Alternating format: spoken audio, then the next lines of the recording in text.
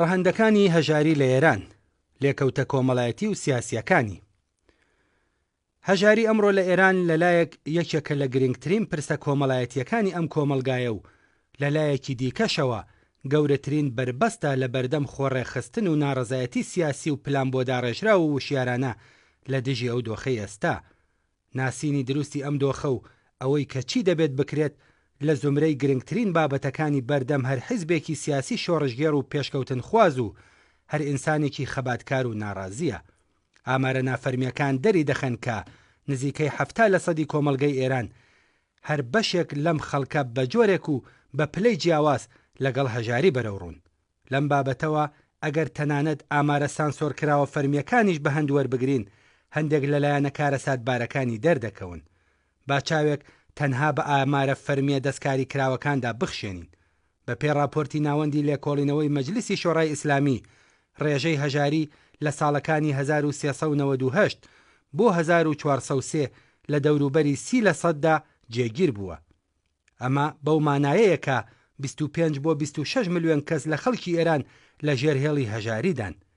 هەندێک سەرچاوی نێودەوڵەتی و نافەرمی ئەم ڕێژەیە بە 80% دەخەمڵێنن. یەکێک لە پێوەرە گرنگەکانی هەژاری بریتیە لە توانایی دابینکردنی پێداویستیە سەرەتاییەکانی خۆراک. بە پێی داتاکانی ناوەندی ئامار لە مانگی گەلاوێژی 1404دا کەمترین تێچووی سەبەدەی خۆراکی یەک بنەماڵە 11 ملیۆن و 500 هزار تمەن و لانی کەمی هەغدەستی پەسەندکراو 10 ملیۆن و 390 هزار تمەنە، واتە جیاوازی نێوان خەرج و داهات زیاتر لە 1 ملیۆن تمەنە. ئەم ئامارە دەری دەخات کە تەنانەت دابینکردنی لانی کەمی پێداویستی خۆراکیش بۆ ئەو بنەماڵەی کە تەنها کەسێکیان کار دەکات مەحاڵە. دابەشبوونی جوغرافیای هەژاری دیوێکی تری ئەم کارە ساتە نیشانەدات. بە پێی ئامارە فەرمیەکان دوو لە سەرسەی دانیشتوانی سیستان و بەلوچستان لە ژێرهێڵی هەژاریدان و لە تارانیش هەموو ئەوانەی کە خاوەنی ماڵ و حاڵی خۆیانن و داهاتی مانگانەیان نزیکەی 20 ملیۆن تمەنە دەکەونە خوارخێڵی هەژاریەوە. بۆ نمونە بە پێی ئەم ئامارانە داهاتی کرێکاران لە ماوەی 4 ساڵی ڕابردوودا بە بەراورد لەگەڵ نرخی هەڵاوسان بە ڕێژەی 200% دواکەوتووە. لە پارێزگاکانی وەک ئەلبورز و قۆم هەزینەی شوێنی نیشتەجێبوون تا بڕی 55% داهاتی بنەماڵەکان لە خۆ دەگرێت. 2 ملیۆن بێکار لە وڵاتدا بوونیان هەیە.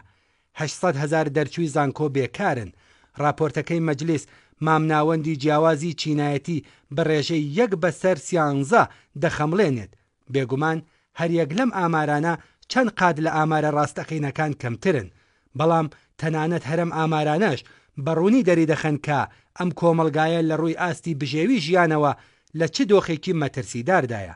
ئەوەی کە بۆچی ئەم کۆمەلگایە کەوتووەتە دۆخێکی لەو چەشنەوە هۆکار و سەبەبکار زۆرن، لەوانە بوونی ڕژیمێکی ناکارامەی سەرمایەداری، خەرجکردنی ساڵانە ملیاردها دۆلار لە پێناو قەیرانە ناوچەیەکان، پرۆژەی پڕکێشەی ئەتۆمی و موشەکی و سەربازی کە وەک ئەژدیها سەروەت و سامانی وڵات هەڵدەلووشێت، خەرجکردنی ملیاردها دۆلار بۆ پەرەپێدانی ناوەند و دامەزراوە ئاینیەکان، کەمکردنەوەی ئاستی خزمەتگوزاریە کۆمەڵایەتیەکان، گەندەڵی دارایی جێگیر، سیاسەتە ماڵوێرانکەرە نێوەلیبراڵەکان و بەتایبەت کەمکردنەوەی هێزی کار و بێکاری بەربڵاو.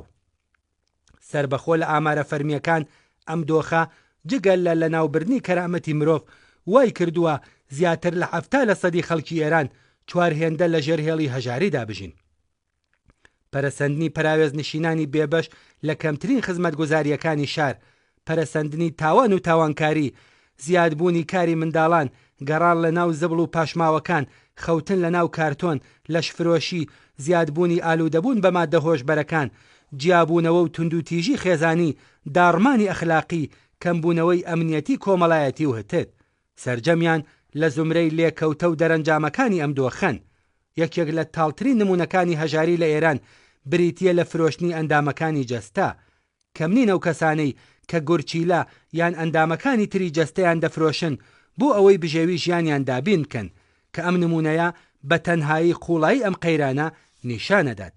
لە هەلومەرجی ئێستەدا کاتێک ژیانی چینی کرێکار و بەشێکی زۆری چین و توێژە زەحمەتکێش و بێبەشەکانی ئەمڕۆی کۆمەلگا و تەنانەت نەوەکانی داهاتووی ئێرانیش مەترسی لە ناوچوونیان لەسەرا، تەنها بە شکلگرتن و وەڕێکەوتنی بزوتنەوەیەکی بەهێزی داواکاری تەوەر دەتوانرێت بەربەم لە ناوچوونە بگیرێت.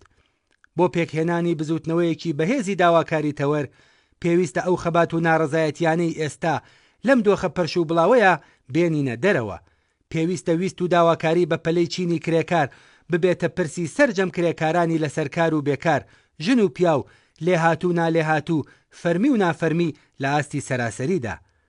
بەدیهاتنی ئەم بابەتەش پەیوەستە بە فراوانبوون و پتەوکردنی پەیوەندی نێوان هەڵسوڕاوانی کرێکاری لە ئاستی سەراسەریدا، بە بەشداری چالاکانە لە خەبات و ناڕزایەتیەکانی ئێستەی کرێکاران، بە بەهێزکردنی ڕۆحی هاوپشتی چینایەتی لەم خەباتانەدا و گەیشتن بە ئاسۆیەکی ڕوون دەکرێت هاوسەنگی هێزی چینایەتی بە قازانجی کرێکاران بگۆڕدرێت و بزوتنەوەی کرێکاری پێگەیەکی گونجاوتر بەدەست بهێنێت بۆ خۆڕێخستن و گەیشتن بە خواستەکانی.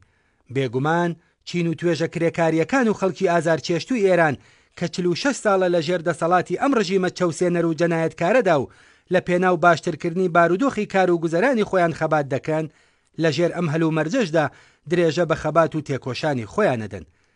کرێکاران و ئەو جەماوەرە ئازار چێشتووی کە گوشارەکانی بژێوی ژیان تەنگی پێهەڵچنیون هیچ ڕێگایەکیان نییە جگەلەوەی کە بە مەبەستی باشترکردنی بارودۆخی ژیان و دەربازبوونیان لەو دۆزەخەی کە ڕژیمی سەرمایەداری ئیسلامی دروستی کردووە قۆڵی لێ هەڵبماڵن و لە هەموو بوارەکاندا نەبەردی یەکلاکەرەوەی خۆیان لە دژی هۆکار و سەبەبکارانی ئەم هەژاری و نەهامەتیە ئابوووریە بەرەو پێش ببن.